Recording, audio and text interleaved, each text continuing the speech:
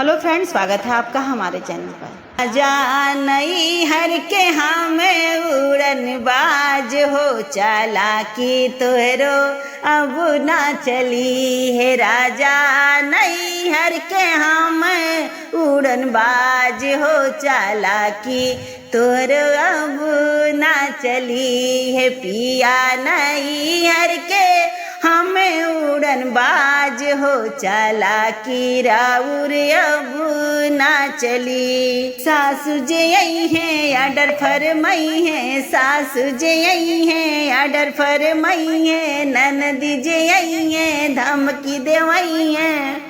पिया अब ना बनैबे दाले भात हो, चालाकी राउरे अब ना चली है। राजा अब ना बनैबे दाले भात हो, चालाकी तोहरो अब ना चली है। राजा नई हर के हमें उड़न बाज हो, चालाकी तोहरो अब ना चली है। पिया नई हर के हमें उड़न बाज हो, चालाकी रौरो अब ना चली। देवरी जे आई हैं आर्डर फरमाई है, ननदी जे आई हैं धमकी दे जाई है। देवरी जे आई हैं आर्डर फरमाई है, ननदी जो आई है धमकी दे जाई है। राजा अब ना बनैबे दाले भात हो, चालाकी रौरो अब ना चली है। राजा अब ना बनैबे दाले भात हो, चालाकी राउर अब ना चली है। पिया नई हर के हमें उड़न बाज हो, चालाकी रौरो अब ना चली है। पिया नई हर के हमें उड़न बाज हो, चालाकी रौरो अब ना चली। छोटा सा 4 लाइन सुनाऊंगी आप सभी को। धान रोपनी का है, धान रोपाई भी चल रही है, तो पत्नी अपने पति से क्या कहती है। हर पत्नी की ख्वाहिश होती है कि धान रोपाई करूंगी तो कुछ ना कुछ जरूर लूंगी। तो क्या बोलती है आप सब सुनिए, और पति क्या जवाब देता है। हे धनिया कसियो कमर करे धनिया, धनिया कसलियो कमर करे धनिया, हंस के जनवा मारियो ना। हे धनिया कसलियो कमर करे धनिया, हंस के जनवा मरलियो ना।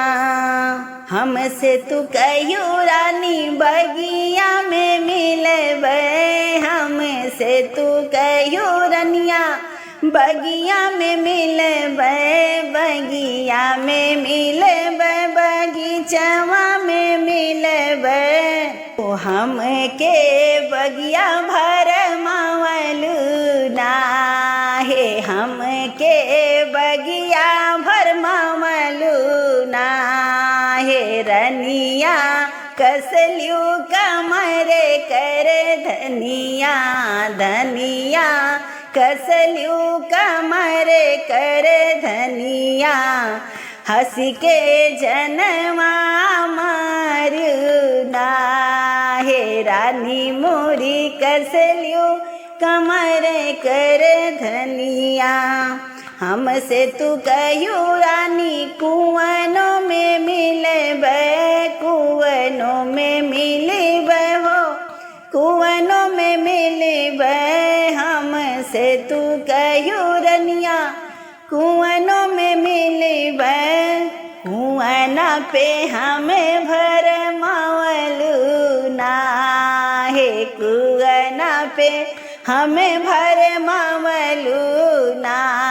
हे धाना हो कसलियो कमर करे धनिया, धाना हो कसलियो कमर करे धनिया, हंस के जनवा मरलियो ना। तू हमसे कहियो धाना दर्जी घरे मिलबे, हमसे कहियो धाना दर्जी घर घर मिलिब, दर्जी घर मिलिब हो, दर्जी घर मिलिब। गाँव गाँव हम भरमावलू ना हो, गाँव गाँव हमें भरमावलू ना। हे धना हो कसल्यू कमर कर धनिया, धना हो कसल्यू कमर कर धनिया। हंस के जनवा मरल्यू ना, हे रानी हो कसल्यू कमर कर धनिया। हमसे तू कहियो रानी हलवैया घर मिलिब, हलवैया घर मिलिब रानी, हलवैया घर मिलिब। वहाँ तू लड्डुआ खियावलू ना, हे रानी हमें लड्डुआ खिलावलू ना। हे रानी मोरे कसल्यू कमर कर धनिया, हंस के जनवा मार्यू ना। भाभी का 2 कजरी गीत एक साथ लेकर आई हूँ। जैसा कि आप जानते हैं सावन के महीने में हर ननद झूला झूलने के बहाने और नैहर घूमने के बहाने, भाई को राखी बांधने के बहाने नैहर आती है तो भौजाई का दिल छोटा हो जाता है। सोचती हैं तो खाना बनाना पड़ेगा, तो क्या कहती हैं अपने पिया से, अपने पति से क्या कहती हैं। बहुत ही खूबसूरत दिल को छू लेने वाले भाव हैं। आप सभी सुने, अपना प्यारा आशीर्वाद दें। नए हों सब्सक्राइब बिल्कुल ज़रूर करें। आप सभी से यही हाथ जोड़ के रिक्वेस्ट है। हे सखी सावन में ननद के अवाई बा, नैहर हम जाई पिया ना। सखी सावन में ननद के अवाई पिया, नैहर हम जाई पिया ना। सखी सावन में ननद के अवाई पिया, नैहर हम जाई पिया ना।